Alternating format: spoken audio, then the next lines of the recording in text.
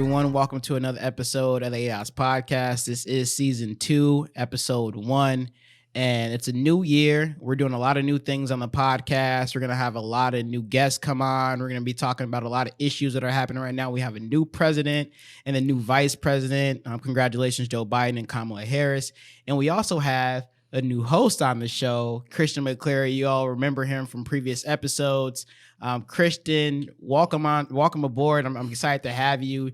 I'm going to appreciate the additional support and feedback and just being able just to play off of you and to really make this show the best possible for our viewers. So thank you for joining us as a co-host, Christian. I appreciate you. Of course, this is going to be an amazing season 2. So please stay tuned and make sure you stay on top of the ADOS podcast. Remember to follow us on our Facebook page. Give us a like. We're also on YouTube. Subscribe to our YouTube channel at the ADOS Podcast. We're on Instagram at the ADOS Podcast. And we're also streaming on other sites as well at the ADOS Podcast. Please follow our social medias. Give us a share. Give us a like. We're trying to really elevate the voices of our community members and do the best that we can to be there as a resource for everybody in the community. Christian, how's your new year going, man? I think my new year's going well. Trying to take it easy, fresh off of the election. So, I'm trying to figure out where I'm best fit, spending a lot of time with my family, just enrolled back into school, to get some additional education. Psychology, I'm going to Hamlin, so go Pipers. It's good to do community things because that kind of offsets some of the monetary expenses I have at school. So thank you, community, for supporting me and giving me lots to put on essays. Dude, you're back in school. Congratulations, man. I know we were talking about education, your personal education a lot last season. Mm-hmm. I'm glad to know that you're back in school now. You're pursuing a degree in psychology at Hamlin, dude. That's amazing, bro. How's the first couple classes been? I know you guys already started this week, right? Or last week? Yeah, give or take. So we'll be starting the next couple of days. Okay. We're trying to figure out how we're going to do it. Some students are like, well, I don't want to go into class. And Hamlin's like, well, we want to give you guys the Piper life. So come into school. So that's going to be confusing the first couple of weeks, but we'll get a foundation going. Wow. So you guys are deciding if you're going to do a hybrid model, just completely distance learning, or if you're just going to have students come back on campus. There hasn't been a decision made yet? Not a formal decision. It's really what the professors want to do. Oh, wow. Well, that's kind of scary. So you may have some classes that are going to be online, some classes that are going to be in person. Okay. Yeah. Yeah, my courses are kind of set up, just all online right now. We do have a presentation that we have to do. But other than that, everything's just learn at your own pace. Just make sure you're turning in your quizzes and papers and you're good. So I think we're going to have to get on the Zoom for the presentations, but that's it. So this year should be very easy for me, and I should graduate with my master's degree in the summer. So I'm excited about that. So this year it will be exciting for me, for sure. So did you watch the inauguration? Yes, I didn't catch all of it, but I did catch a little bit. And Amanda Gorman is just a fantastic poet. And I think that Amanda won the hearts over a lot of people in this country.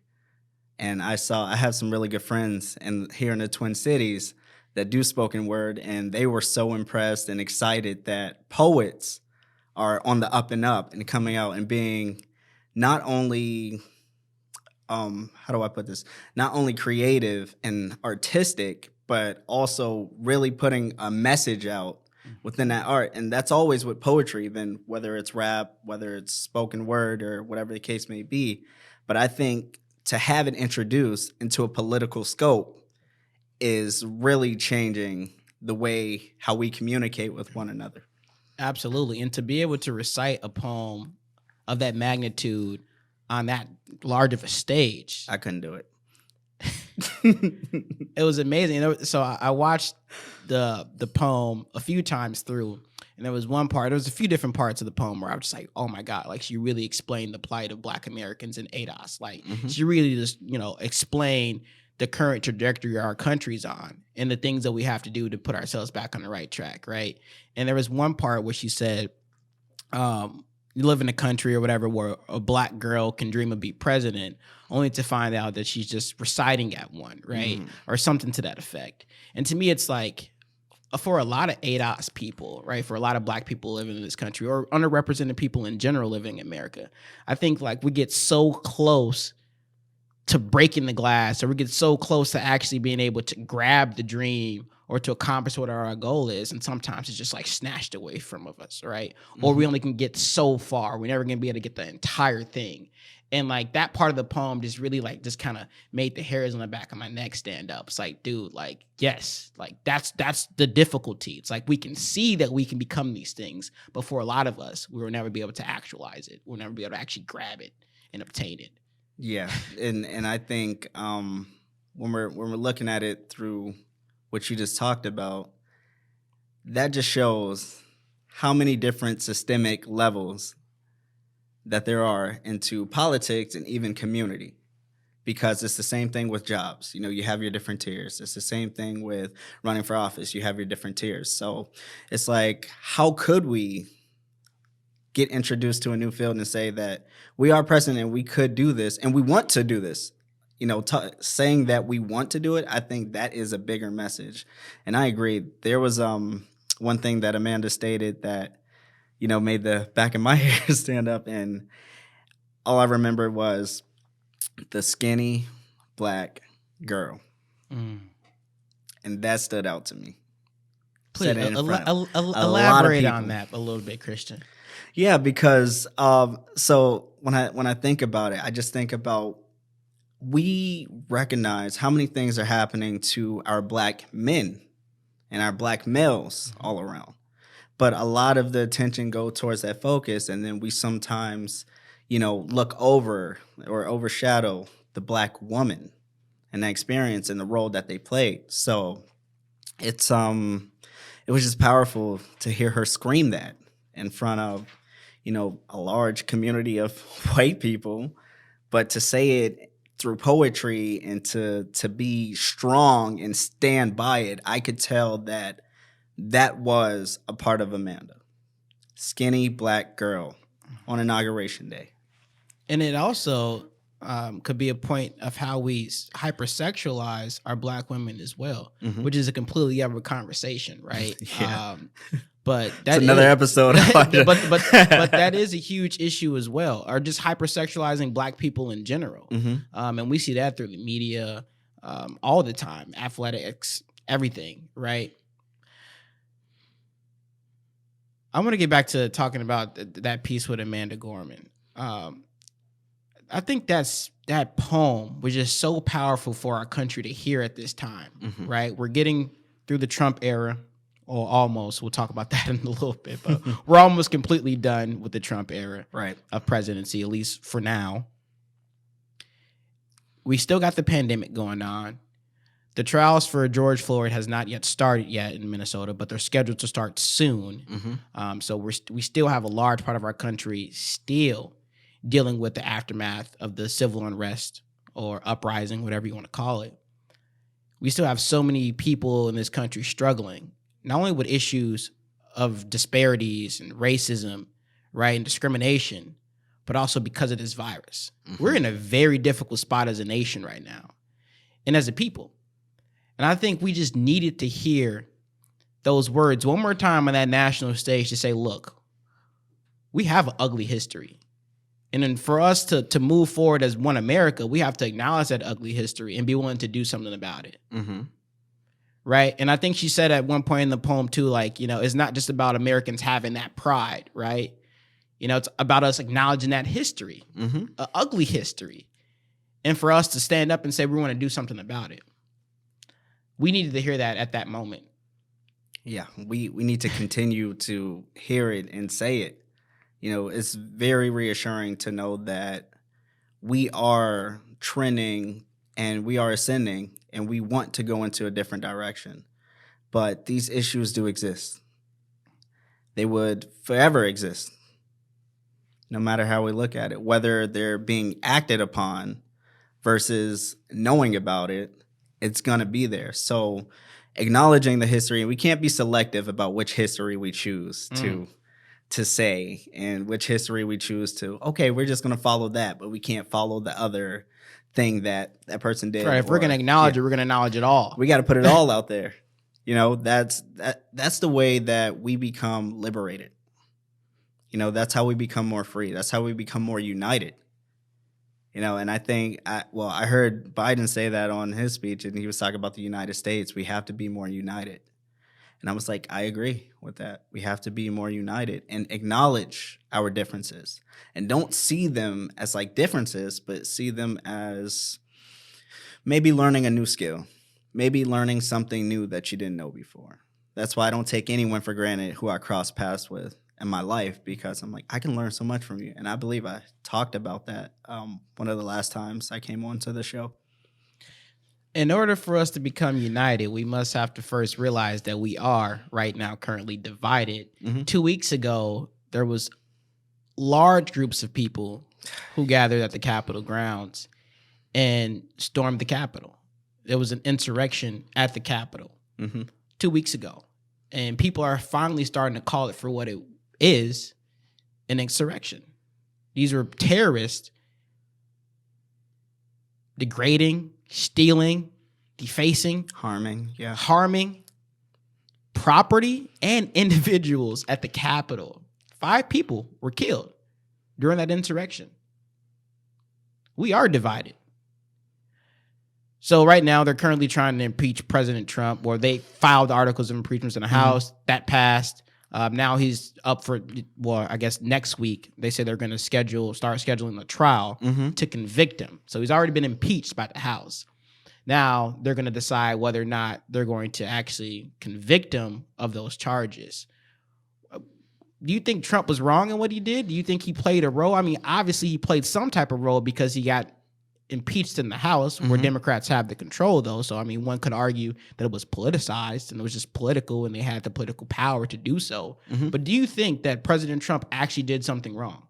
First, let me start by saying our hearts goes out to the loved ones who were lost at the Capitol. And we really feel for you guys here in Minnesota. And that struck home for me because I'm from Washington, D.C. So I do have family there who can't go anywhere near there. They love to do different things, DoorDash, regular work, day-to-day, people. And they feel for their lives too. So my heart definitely go out, and we are praying here from Minnesota to Washington, D.C. I watched 7 hours of that process. And to me, I think the most shocking thing was how some representatives from states, mostly southern states, they didn't want the impeachment. And part of the reason they didn't want the impeachment is because they feel like that Trump was a part of it, but he didn't actually say, go and do this. And other people are like, well, he kind of initiated it and he should be held responsible and accountable. But the thing about the impeachment is it's not just for this moment. It's for other political seats if he wanted to seek or go for another office or something. So and it sets not to cut you off, but it sets a precedent of what acceptable behavior is for an elected official and the president of the United States, who has the highest power of our executive branch. Yep. That sets a precedent of what should be allowed and what shouldn't be allowed. It does. And I think he has to be held accountable for that. Like a lot of people said that. And our representative in Congress, Ilhan Omar, is just a phenomenal speaker too, and she spoke eloquently about this. He has to be held accountable. And initiating something like that, and then to have lives lost, and then to have property vandalized, what is that saying about our country? What is that saying? That we could organize an internal army, internal terrorists, and destroy our own thing. Do you think it was a flex of power by Trump? I mean, he eventually went out there and told people, to clear out, to go home. But this is hours after everything was already, taking place. Joe Biden, the elect at the time, president-elect at the time, issued a statement. numerous other people issue statements urging the crowds to disperse. Trump didn't say anything until the tail end of it. Do you think that was just a flex of power? Part of the reason is he got banned from social medias, and we know how much our former president was on social media. So that's probably why he didn't issue a statement that way. He still had a podium. Yeah. I mean, and a platform. He had a platform. He had a podium. He got a microphone. I mean, it's the president. I think it is about power. It's about power. It's about control. It's about who can control this situation. How could I stay relevant? How could I not be forgotten about? And I think that's what that whole situation was about. And whether he just said, go and have a peaceful protest, I do not see it as ever being intended, or the intent was to be peaceful. The intent was to be disruptive. And what that disruption is going to do for the rest of us, the rest of the residents of the United States who did not have parts, we all are going to be held accountable because of the acts of some of these individuals.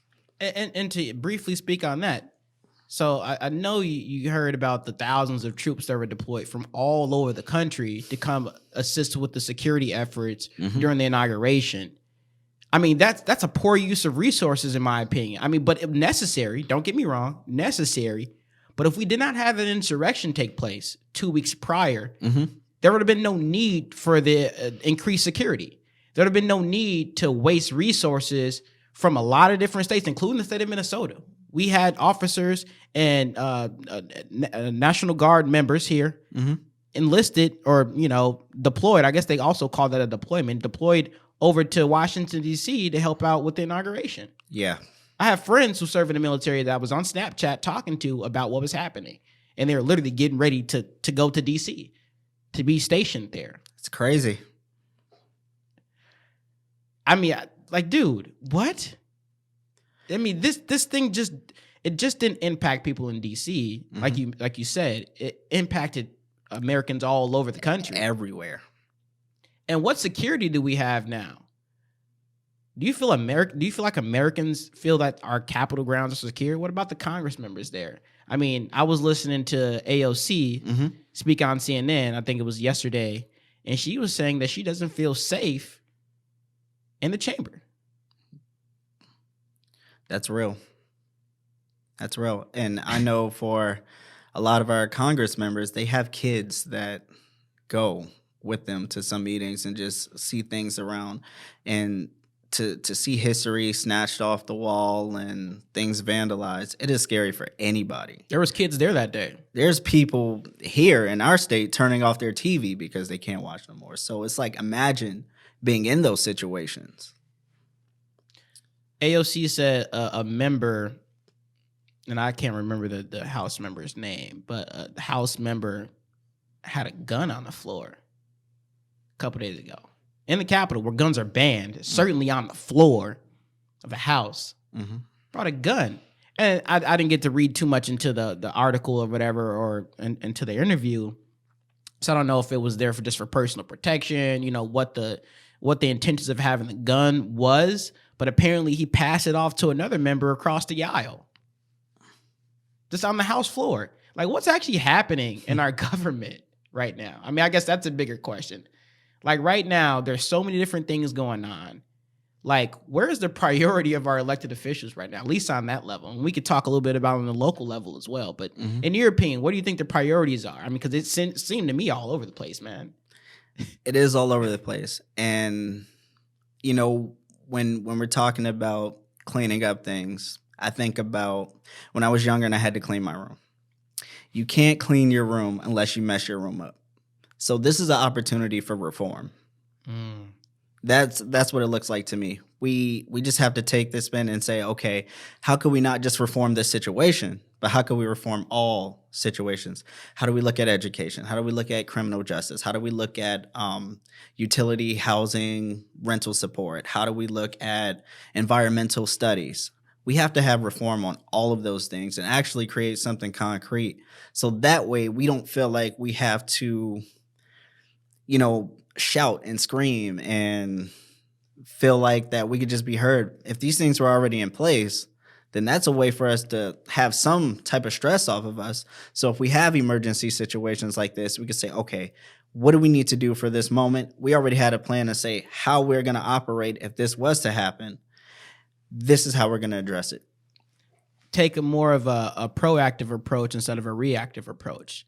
I would say that's kind of been, how our government has been operating for a long time. It's out of that reactive approach, right? I would like to see us transition into thinking about these potential problems before they even arise, developing plans for them, and taking a proactive approach to addressing some of those issues that you just outlined. So I agree with you. I think we need to reorganize our entire political system and how it operates on every level, on the local level, on the state level, and certainly on the federal level. Locally, I want to see a lot more involvement coming from the wards and the precincts. So I was having this thought today, and I'm like, this is also going to be a part of my campaign, something that I'm going to prioritize in my campaign, right? It's having a council or some type of recommendation body from the wards in the precincts, right? So take Ward 5, for instance. There's like 11 or 13 precincts there. Each precinct can elect somebody, and we all come up with a ward improvement plan, right? That we bring to city council and say, this is what the individuals of each precinct within my ward want to see in the community, or here's the priorities of my ward. And I know because I've talked to every single person in this precinct, right? Every single representative of the precinct. There just seems to be there needs to be a better connection between residents and elected officials. There has to be intentional too. Like, how do we start bridging those gaps on a local level? I mean, federal, it might be way more difficult to do something like that, but locally, I think that's fairly achievable. It is very achievable. And I would say for this city, there is a little bit more community engagement than other cities. I live in Apple Valley. Trust me. I know what I'm talking about. So I think to apply a healthy pressure and a positive challenge of saying, this is what our community is talking about. This is what we should consider. We need the voices of our taxpayers. We need the voices of the residents, because all of them have experience that maybe somebody in City Hall haven't even experienced or haven't even thought about. So there's a richness there of saying that. And then whatever they talk about, that can go into the reform piece of, we never even thought about that. Let's start working on that, because if one person's thinking about it, it's going to come up. Yeah, and if there is one resident, experiencing that issue in the community, I guarantee that there's probably dozens more, if not hundreds more, who are going through that same exact thing, but just don't know how to communicate it or the appropriate person to reach out to even have the issue addressed, right? And see, that's a part of the problem that I'm talking about, is like our residents have solutions, right? Because they're going through the problem. So of course, when you're experiencing a problem, you're going to think about solutions, but are they even being engaged in an intentional manner? Not saying, hey, we're going to have this Zoom meeting. And we talked about this before. Like, elected officials will say, oh, we're going to have this meeting on a Friday, change the link 2 or 3 times. Not every single person was actually reached out to in the community to even know that there's a meeting going on. And then they say they did community engagement. It doesn't count. Community engagement is ongoing. It is ongoing. And I go back to what I say best. Marriage, it's a marriage. It may be political just to one party. It may just be an activity to another, but it's a marriage. Like, community engagement is marriage. Gonna have up and downs. That's the reality of it. But you can handle those things and you can address those things by communicating. And the communication is such an important thing, because whether it's the most difficult conversation on the planet or the easiest conversation on the planet, the conversation is happening. And it's the same thing with like developmental areas and finding lots and buying homes. It all goes into that, because you have city ordinances that's saying one thing. You have residents who feel that should be a one thing. And part of the feeling is we don't know what that paper says about us buying homes. So, we have one party who's actively working on things, actively putting things in. And then we have someone who's actively working on them in that moment, their families. But it's like, if I don't know the paperwork or what's happening, where do I go? How do I consult with someone? And then if I reach out to that person, I may or may not get a response, or may have to do a follow-up Zoom call where the link changes 5 to 8 times, and it's a one-on-one meeting to talk about, my situation. So we have to figure out a way to increase community engagement by communicating. I love that you said that. So part of what I do is help small businesses get access to grants, right? And I'm working with one business right now. Yeah, it is. And I love that work. And I'm working with one business right now, West Indies Soul. Shout out to West Indies Soul. They're doing takeout right now and curbside pickup. So I'm working with West Indies Soul with Sharon. She's the CEO there, the owner of the business. And I was trying to help them navigate the state site to get the grants. So, Governor Walz issued another executive order, and then he also had some economic relief that he was putting out into the communities in Minnesota.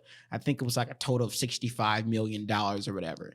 And you can receive a grant if you met all the eligibility. Now, this business, first off, was confused by the executive order. They were confused with the eligibility requirements for the business.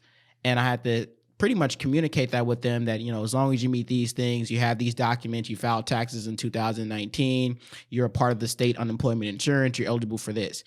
Based off how many employees you have, you're eligible for this amount of dollars, right? If you didn't receive your payment by January 12th, well, then this is how you navigate the state site to get the request for economic relief inquiry form to tell them, hey, I'm a business. Here's my tax information. I didn't receive my grant. I meet all the eligibility requirements. You know how many businesses are probably entitled to some grant money, or eligible? I shouldn't say entitled. Eligible to receive some grant money during this pandemic, but don't know how to navigate the state site.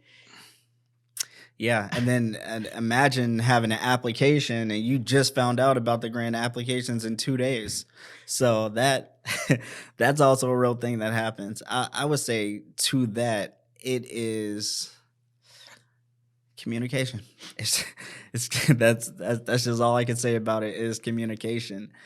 And people, it's kind of unfortunate that people have to connect with people like you and I to get a lot of that local support that they would need to operate a business. It's kind of unfortunate that they have to consult with someone and they're just not getting the information directly. And then if they're a smaller business, company, organization, whatever the case may be, they're kind of on the lesser side to get the information or receive it really late. That's something that within the nonprofit organization I work with, we've had conversations about when we received CARES Act funds to do some COVID work in St. Paul.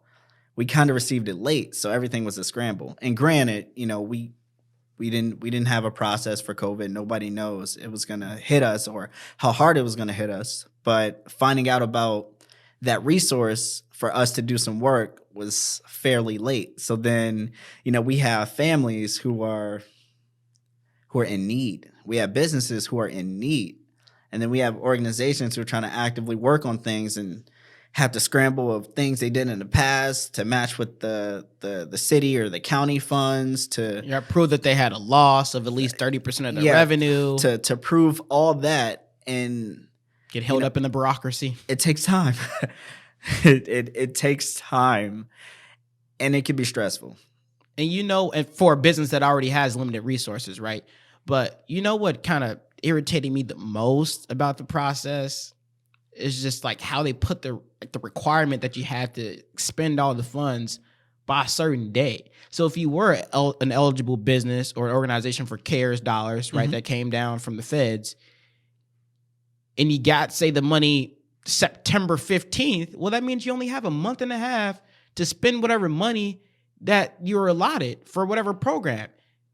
It's like, and now And you're if you don't spend it, it goes back to the county. right. So, yeah, or that place. So it's, yeah, yeah, it was tough. It was a tough thing. I remember dealing with some of the projects and knowing about other projects of like, we have to spend this money down. We have to get it down. We only spend this much. Oh, it's a lot left. And the way I think about it, it could be a good problem to have. But if you don't have buy-in from the community as is, and you're creating new curriculum, then it's really difficult to to utilize those resources that you got for CARES Act. Yeah, absolutely. So I think moving forward, we just need to, because we're gonna get more economic relief. That's gonna happen. COVID's not going away anytime soon. Biden does have a plan to issue 100 million vaccines in 100 days. Hopefully that reduces the numbers, but COVID is still going to be around, which means the problems that we're experiencing during COVID-19 are still going to be around as well, if not exacerbated, depending on if the cases rise or not. We need to really consciously build some type of infrastructure for our small businesses locally, so when that support does come back down from the feds or from the state, that they're able to receive those funds and to be able to expense everything in the allotted time, or have the conversation of just not putting a time limit on it. If we're going to allot you the money, you can use it how you want to, right? If you want to build out an improvement plan for your business, okay, do it with the money that we're going to provide you. If you want to figure out how to make the experience safer for your customers, okay, use the money to do that. Take as much time as you need to develop that comprehensive plan. There shouldn't be a rush on providing aid and support to residents and small businesses. I think to that point, we didn't know how long COVID was going to be around. So I would say that. So I think part of it was like, okay, we received these federal dollars to go to these different areas. And then once the money came in, we don't know how long this thing's going to be around. So let's just push. Let's just push and get it out and say, and maybe some places thought, oh, COVID should be over by then. So we want to make sure that whatever funds we do give out, it's spent before this timeline, because it could possibly be, over or somewhat normalized by then. As I think about that, I think you're right.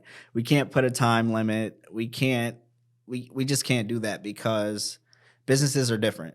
They all have different agendas, different objectives, different ways of operating, and different services that they provide.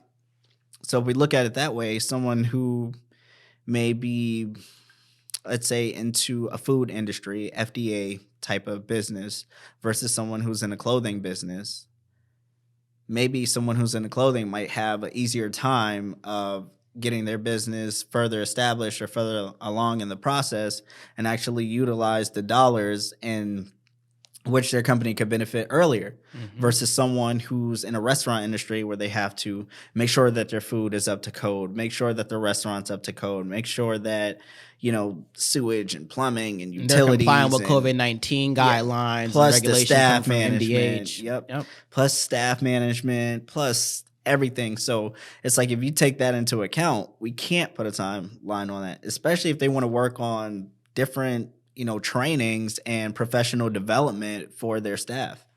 And that's a piece we didn't even talk about, the professional development, which is also tied to it. Yeah. Oh, man. And there's a huge need right now for professional development and personal development in our community. Everywhere.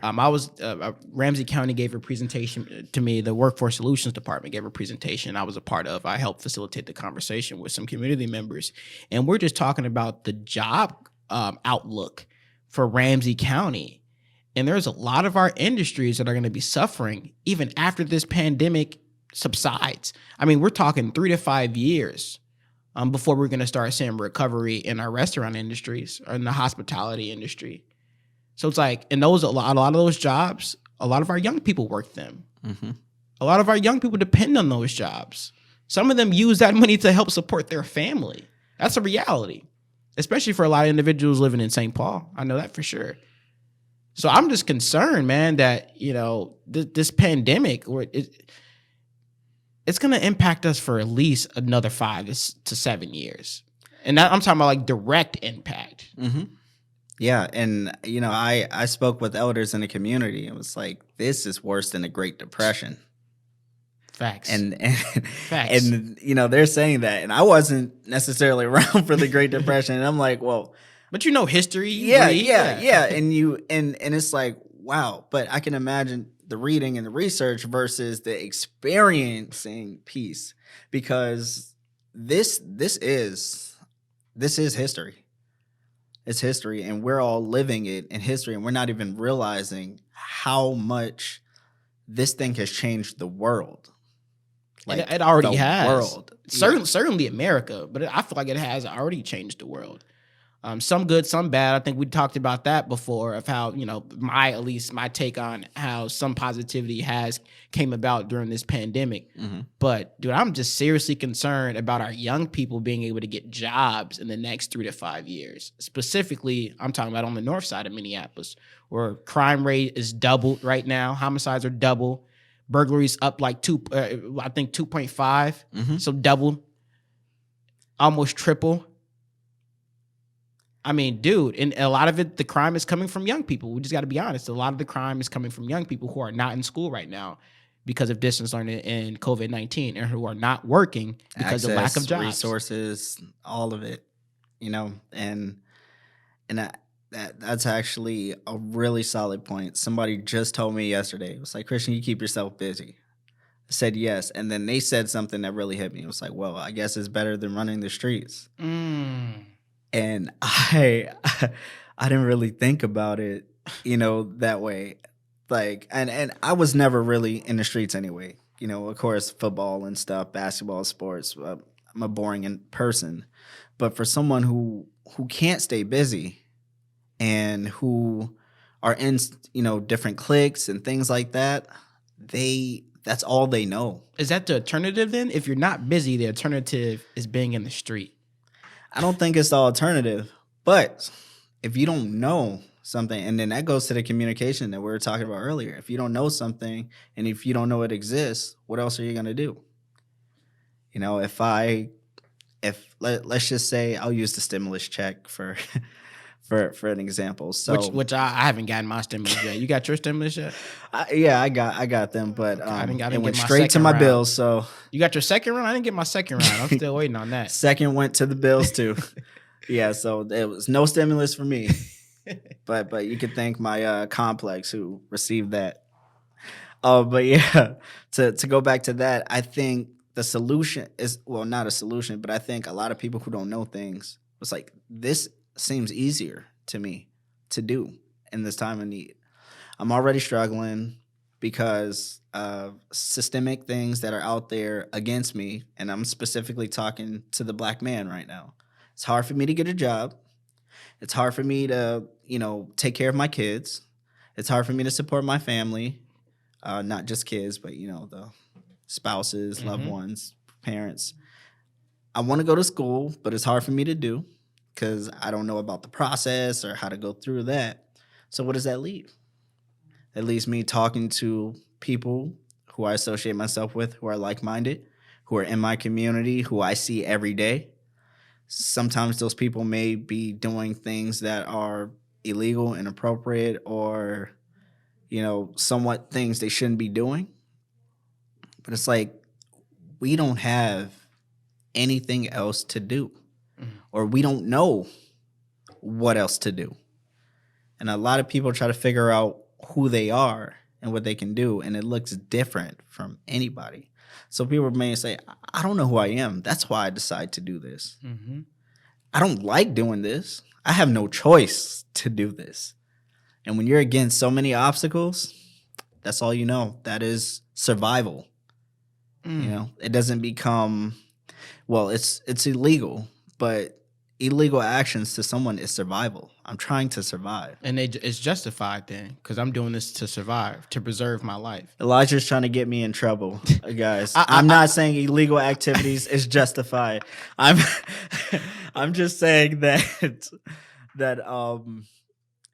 there's an understanding that you could have for a situation. I like that you use the word survival, though, right? Because that's exactly what it is. And I didn't mean to say that doing illegal activity is justifiable either. But if you ask a common person, you know, if they would do this activity to survive, to eat, to live, they probably would say yeah. And I always say this. I've said this on the ADOS podcast numerous times. I'm going to continue to say it.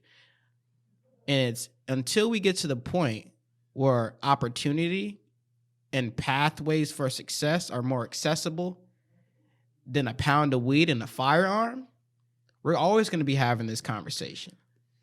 That's powerful. That's rich. That is a very rich statement. And it's the honest truth. Because for so many of our young people, and I'm talking about places like North Minneapolis, I'm talking about places like East St. Paul, the east side of St. Paul, Frogtown, that is the reality, that I can get my hands on some drugs and a pistol quicker than I can get help with a FAFSA to get into college. Quicker than I can get a bank account. Quicker than I can get a job. A driver's license. A check. Wow. Yeah. I want to end on a positive note because and we're going to continue that conversation because that's how we really get to forming some solutions to these problems that our community is facing. Mm-hmm. I want to know, what are you looking forward to in 2021? Oh, season 2 of the ADOS podcast. I am extremely excited to be here with Elijah and the team because the production team is also amazing too. So shout out Gabe. Shout out to Gabe. So this is definitely something I'm looking forward to. And I'm getting married this upcoming July. Whoa. Yeah. So that is the biggest thing. Dude, that's exciting. But the ADOS Congrats. podcast is right up there.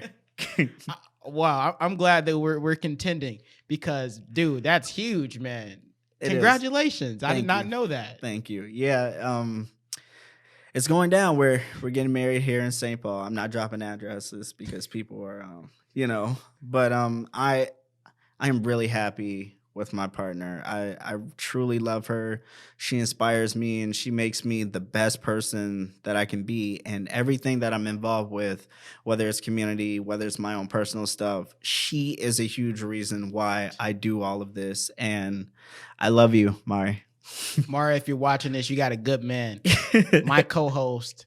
You can't steal him away from me, though, when he has to do podcasts. But, dude, that's amazing, bro. I was talking to my dad yesterday, and he was telling me, we talk about just a bunch of stuff. We talked for like 2.5 hours. We've been talking a lot lately, which has been amazing. That's healthy. But, yeah, it is. And we're talking, and he's like, dude, you need to settle down. And I'm like, I'm not even 25 yet. Like, I'm 24. Like, what? He's like, yeah, that was fun when you were 21. And I know I was telling you to date around. And he's like, I changed my mind. You need to settle down. And he's like, I was reading some stuff, and they said 72% of all millionaires that are males, men, are married. And I'm like, what? I didn't fact check him, of course. Usually when my dad tells me something, I just believe you don't it. fact check that. He does his research. I'm like, okay, wherever you heard that from, I hope it's credible. But, he knows about, cross-checking and doing all that stuff, looking for credible sources. So I was like, okay, but that seems kind of believable, though, that, I'm assuming that if you're a wealthy person, rich person, a millionaire, whatever, that you're successful. And it would make sense that, if you're successful, you would have someone that's contributing to your success on a daily basis. And that position would be filled by a wife, right? Or a husband. That's typically or partner. That's typically a person, who is there for you through everything that contributes to your success. So that made sense once he said that, like, okay, a majority of people who are millionaires are successful people. I think that's how he phrased it. He said successful people. And we just agreed that if you had over $1 million, you're successful. I don't know how we came up with that number, whatever.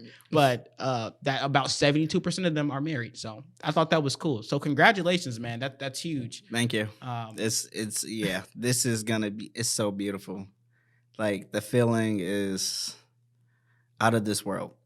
And I do promote it. If you're in love with someone and, you've grown together and you learn so much about one another, you should listen to Elijah's father and settle down. And put a ring on it. How about that? If you're in love with somebody, put a ring on it. I'm excited to have you as well. I'm going to appreciate the additional support.